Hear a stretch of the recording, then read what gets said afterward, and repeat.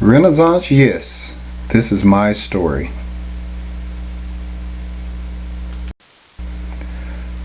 Paul Revere never shot a video, but his actions helped to set the course of history. My story is compelling and should be used as a bridge to enlighten those that seem impossible to reach.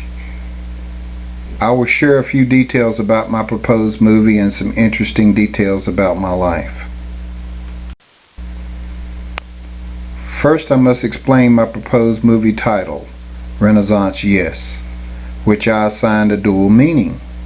The first meaning is my belief that we as liberty lovers don't need a manifesto to regain and secure our liberties. We need mass enlightenment, as in Renaissance, yes, manifesto, no.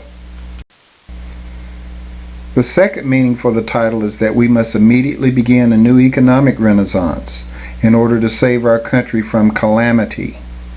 Restoring free enterprise and supporting economic liberty will jumpstart that process.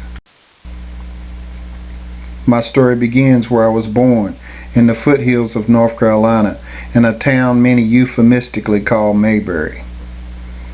I grew up going to church, fist fighting with liars and bullies, hiking in the Blue Ridge Mountains, playing basketball on dirt courts, helping family and friends tend gardens and bring in their tobacco crops.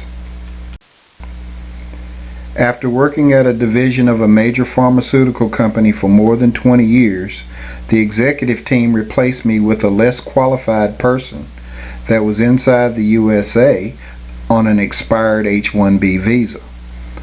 All I could find out was that the change was made as part of a secret connection.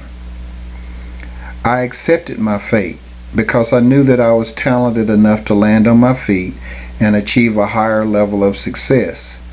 Little did I know that my life was about to get much more interesting.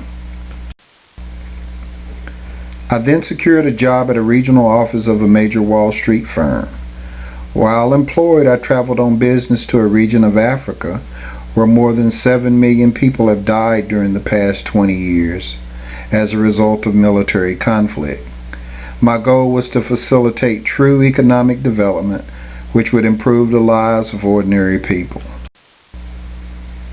I was terminated from my job less than 4 months after my return from Africa, while my $12 billion mineral rights for infrastructure development opportunity was given short shrift.